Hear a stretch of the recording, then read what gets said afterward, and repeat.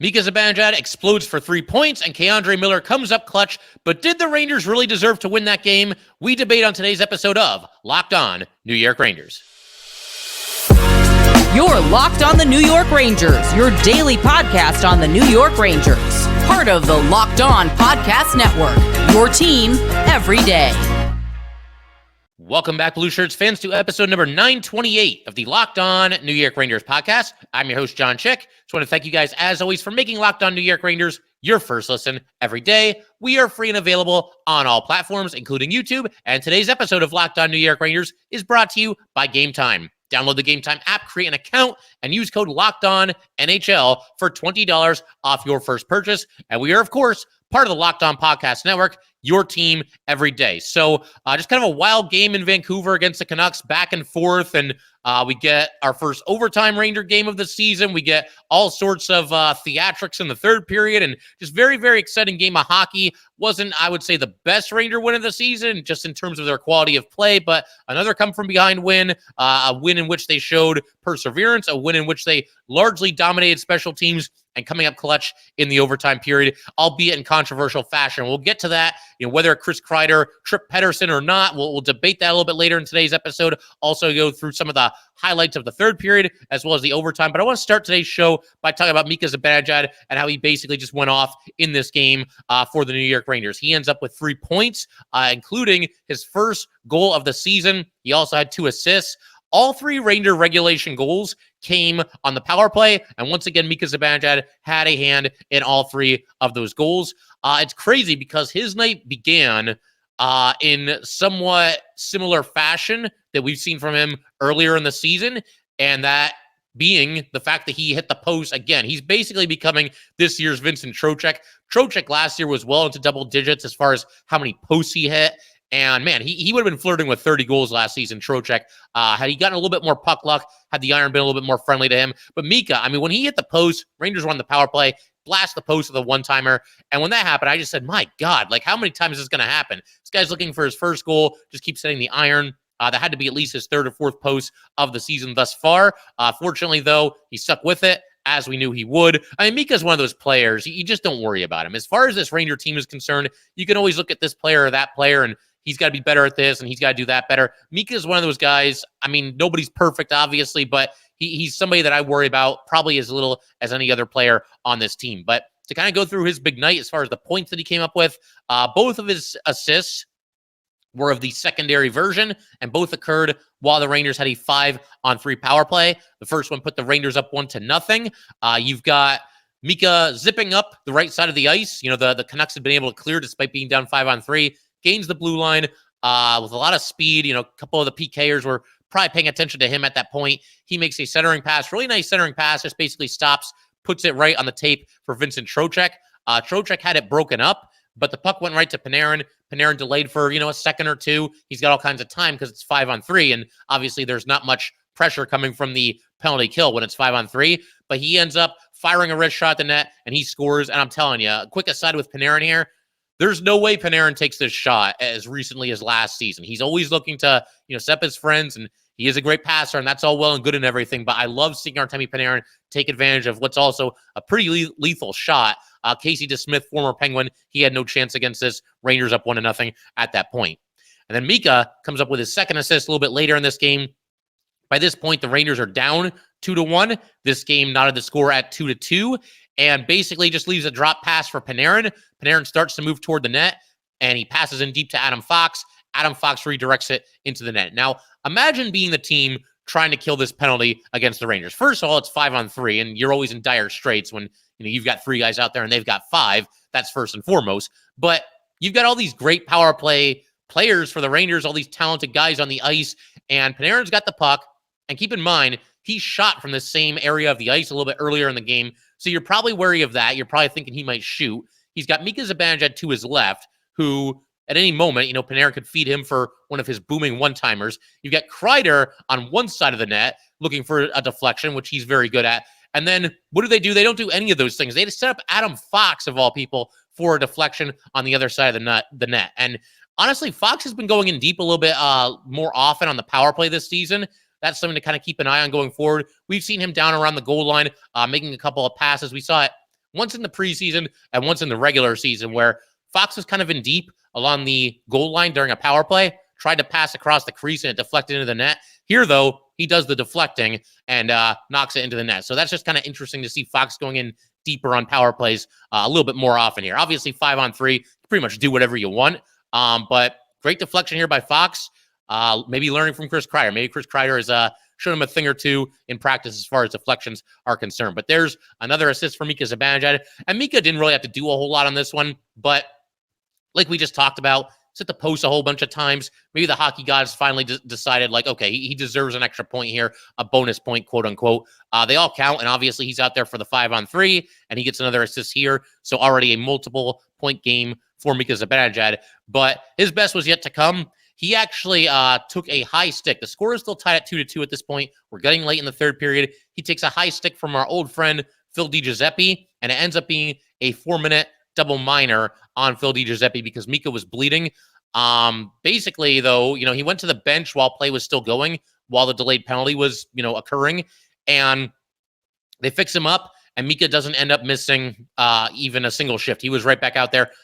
And then Mika ends up getting what could have been the game-winning goal pretty late in the third period here on the power play. This is really just a wild sequence because the Rangers, they had the 4-minute power play to their advantage, and there's a turnover. Adam Fox was trying to pass the puck up the ice to Mika Zibanejad. The Canucks took control of it, went in on a 2-on-1, and were able to score to take a 2-1 lead. But then the Rangers scored a little bit later on this power play. There was an error penalty against the Canucks, and that led to another extended power play time for the Rangers. So the first of those two goals that tied the game at 2-2, that's the one that was scored by Adam Fox, where Mika got the secondary assist. And then again, what could have been the game-winning goal, Rangers are still on the power play. You got a wild scramble in front of the Vancouver net, and then you've got Mika scoring on a one-timer. The pass was made by Adam Fox, basically, across the ice over to Mika Zibanejad. Mika puts it home, and he scores the one-timer, and it was such a cool image because at that point, Mika still had, blood running down his face, or maybe it was dry at that point, but the battle scar was there, so just kind of a cool image, and Mika Zibanejad giving the Rangers the lead with his first goal of the season. Could not have come at a much better time. Despite the lack of goals this season, though, like I was talking about, Mika's just somebody that you just don't have to worry about. He is still racking up assists. He's up to 7 after this performance, so 7 assists and 1 goal through 8 games here, point per game, even with him not being at his absolute best. And Mika defending well, made a couple of nice plays in the neutral zone in this game, I thought, as well. But nice to see him finally get the monkey off his back, so to speak, and score a goal here at a big time moment in this game for the Rangers. Of course, the Canucks came back to tie it, but we'll get into greater detail about that and also break down the overtime period and a very controversial game-winning goal scored by the Rangers. We'll get to all that stuff in just a second, but first, definitely want to let everyone know that today's episode of Locked On New York Rangers is brought to you by Game Time. You shouldn't have to worry when you're buying your tickets to your next big event. Game Time is the fast and easy way to buy tickets for all the sports, music, comedy, and theater events near you. With killer last-minute deals, all-in prices, views from your seat, and their best price guarantee, Game Time takes the guesswork out of buying tickets. Game Time is the only ticketing app that gives you complete peace of mind with your purchase. See the view from your seat before you buy, so you know exactly what to expect when you arrive. All-in prices show your total up front, so you know you're getting a great deal without all those annoying hidden fees. Buy tickets in seconds with 2 taps. Take the guesswork out of buying tickets with Game Time. Download the Game Time app, create an account, and use code LOCKEDONNHL for $20 off your first purchase. Terms apply. Again, create an account and redeem code LOCKEDONNHL for $20 off. Download Game Time today. Last-minute tickets, lowest price, guaranteed. All right, we just want to go ahead and thank everybody, as always, for making Locked On New York Rangers your first listen every day. We are free and available on all platforms, including YouTube. And for the everydayers, definitely going to want to stick around. Rangers are rolling right now. I don't know why you wouldn't want to kind of bask in this, all these great games that they're playing and all these wins that they're racking up. Already 4-0 on the road trip. A chance to sweep a 5-game road trip on Monday night against the Winnipeg Jets. Puck drops at 7:30 for that one. So obviously in our next episode, going to be breaking down everything that happens there. Hopefully celebrating will be, it's already a great road trip. Even 4-1 is a great road trip, but now you just get to be a little bit greedy, because I think 4-1, we'd probably all sign up for that if you told us the Rangers would go 4-1 on this road trip, but they're 4-0. Hey, let's get 5 in a row here and go home with just, an incredible road trip, 10 points out of a possible 10. I did want to change gears briefly here, though, to talk about something that happened over the weekend. Just kind of it is a tragedy. The death of former Pittsburgh Penguins center Adam Johnson passes away during a game, tragically, at the age of 29. Just for some background here, Johnson was undrafted but played in 13 NHL games. All of them were with the Pittsburgh Penguins from 2018-2019 to 2019-2020. Scored 1 goal, had 3 assists. There's actually a video circulating of the 1 goal that he scored. He put in a rebound. But there was a tragedy that occurred on Saturday during an EIHL game. He was playing for the EIHL's Nottingham Panthers against the Sheffield Steelers. And I also want to give a shout out real quick here to Sneaky Joe, who does a great job hosting Locked On Sabres. But the first time I heard about this tragedy was actually a tweet that he put out. And apparently there's a video circulating of pretty much Johnson, taking a skate to the neck, and that obviously ended up costing him his life. But Joe basically is warning everybody not to watch this video, and I'm glad he did, because that video is out there. It is online, and I've been able to avoid watching it, and I have no plans on ever watching it. I know there can be kind of a morbid curiosity with that kind of a thing, but everybody that I've seen online that said that they've watched it has regretted doing so. So my advice to everyone is don't watch the video. Again, morbid curiosity is a thing that exists, but I gotta be honest, just based on what everybody's saying, it sounds like it's really shaking people up that have watched it. Basically what happened, I read about it. Even that's hard to get through, let alone seeing it. But a skate made contact with his neck during the middle of a play. He tried to get back up, tried to make it to the bench, could not do it. The game was immediately stopped. Players from both sides kind of locked arms around him to kind of form that protective ring around him. Paramedics were working on him. They did everything they could. Again, obviously the game was halted at that point, and the arena was actually evacuated of fans, but taken to the hospital, and unfortunately just did not make it. Just awful.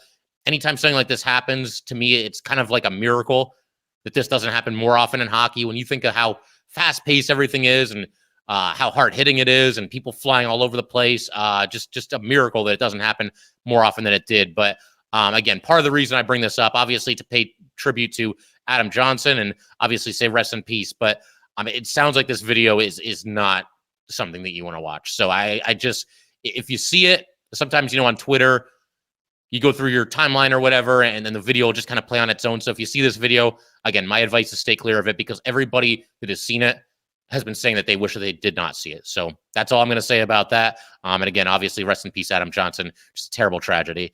To switch our attention back to this Ranger game, and look, obviously, always a little jarring going from something like that back to a Ranger game, and it does put in perspective, this is just a game. I know we're all passionate fans, and we all want to see the Rangers do well and win a Stanley Cup, but it is a horrible scene unfolding on Saturday night in that hockey game. So back to the Rangers here. They do win this game. It goes into overtime, and kind of a crazy end to the third period. The Canucks were able to tie it once the Rangers got up 3-2 on the goal by Mika Zibanejad. They tie it on a slap shot through traffic by Susie. The Canucks power play had just expired. Canucks went just 1 for 6 on the man advantage. So obviously a nice job to the Ranger penalty killers. Nick Bonino was a block shot machine out there, and overall just doing a nice job on the penalty kill, where the Rangers probably taking too many penalties, but at least they're killing them off more often than not. Not too long after this, the final minute, I wanted to give a shout out to Jacob Trouba here. I think he's very quietly played very well to start the season, as has Keandre Miller. That pairing off to just a night and day difference between how they started last year and how they've started this year. And I know Trouba was dealing with some injuries last season at this time, but they've just been really, really steady every single night. But Trouba put a really big hit on, once again, our old friend Phil DiGiuseppe along the boards on the right side. And shout out to Phil DiGiuseppe as well. He played 30 games with the Canucks last season and has played in all 8 games with them this year. He's got 2 goals and 2 assists in those 8 games and is a +8. So, somebody who's bounced around the NHL and the AHL, had a short stint with the Rangers. Nice to see him doing well, and actually playing with other former Ranger, JT Miller, on the Canucks. So anyway, game goes into overtime. Nobody's able to score at the end of regulation, and really just kind of a crazy overtime period. The Rangers, I'm always curious to see who they start with, and we didn't really know who it was going to be, because there were no Ranger overtime games either this regular season or during the preseason. This is our first taste of overtime hockey this year, and we get Mika, Kreider, and Fox. Mika deflected, JT Miller's shot out of play. That was a nice defensive play by Mika early in the overtime period. You also had Vincent Trocheck out there on the ice for a defensive zone face-off. He was 14-6 on the dot up to this point in the night, and won this one as well to make it 15-6.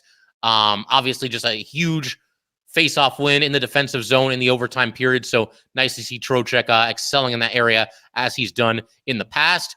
You had Igor Shesterkin basically stealing the show in the overtime. He was really good throughout this game. Couple of really nice saves, but huge drives to the net. Igor turns it aside. Petterson had a shot blocked by Kreider Miller. And then the one that everybody was talking about, the one that was kind of making its rounds on social media, and one that I'm sure was like on plays of the night, Kuzmenko, really nice play here. Puts the puck between his own legs, fakes Trocheck basically out of his skates. Trocheck, I don't even blame him here. Sometimes you really just kind of have to tip your cap to these players and just admire how talented they really are. But Kuzmenko played the puck between his own legs, goes to the net. Igor with just an awesome point-blank save.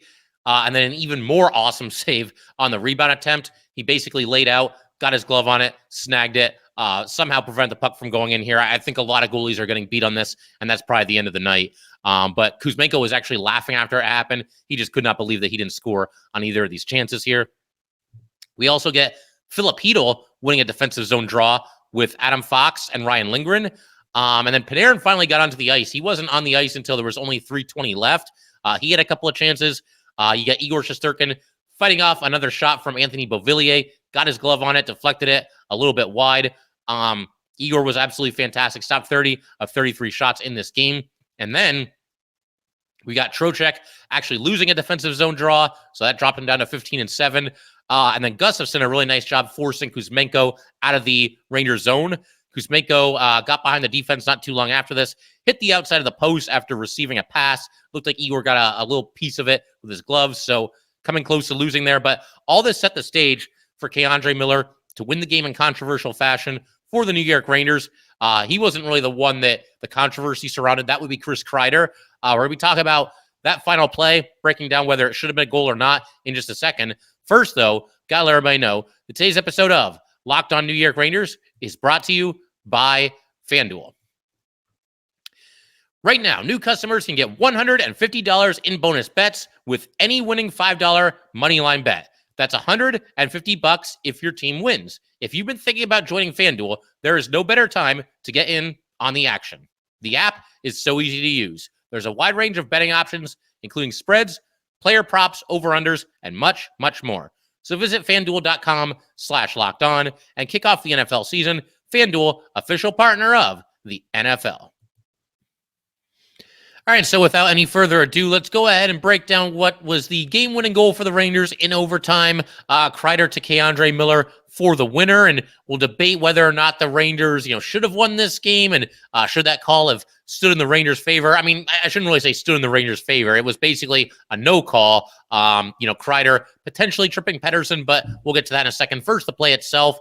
You've got Kreider stealing the puck from Petterson, and again, we will break down this portion of the play in greater detail in just a minute here, but Kreider with a great play up the left side of the ice, a lot of speed. He looks to make a backhanded pass to Kreider Miller, but it wasn't there. It was a good job by the defenseman, taking away the passing lane, but also an even better play by Chris Kreider here. I think a lot of people in this situation might, kind of panic and try to force the puck over there anyway, even if it's not there, or maybe just play the puck at the net themselves. Instead, Kreider, understanding the situation, 3-on-3, ton of open ice, nobody really all that close to him, nobody really able to pressure the puck on that play. He recognized that he could hang on to the puck for, pretty much as long as he wanted here. Like I said, there was nobody really putting any pressure on him. So he spins around, gets the puck on his forehand, sells that he's going to shoot, draws the defender toward him just a little bit, and now the passing lane is open to Kreider Miller on the other side of the net. Kreider makes the pass, Miller winds back and blasts it, and he scores a one-timer goal. Raiders win in overtime. This was really their first good chance to score in the overtime period. And up to this point, the Canucks had several. And obviously, Igor Shesterkin basically stood on his head to keep the puck out. So the Canucks had the better play in the overtime, but this is how it goes in NHL overtime sometimes. It only takes one opportunity, and your goalie can make a difference. And that's what we saw here. Also worth noting, K'Andre Miller missed practice the previous day, was just listed as a maintenance day. It didn't sound like he was ever really in any danger of missing this game, but obviously we're happy that he played. And similar to Mika Zibanejad earlier in the game, getting his first goal this season, that could not have come at a better time. This goal for K'Andre Miller could not have come at a better time either. Once again, the game winner in overtime. So an awesome play there by Kreider and by Miller. But back to the portion of this play where Kreider and Petterson make contact. Petterson goes down to the ice, and Kreider's able to take the puck away from him. The Canucks coaching staff was mad. The Canucks fans were mad. I can certainly understand why. Whenever something like this happens, I try my best to take the Rangers out of the equation. Like, give me two, like, just completely random teams that I don't care about at all playing each other, and how would I view this? Would I see this as a trip? I do my best to kind of look at it that way.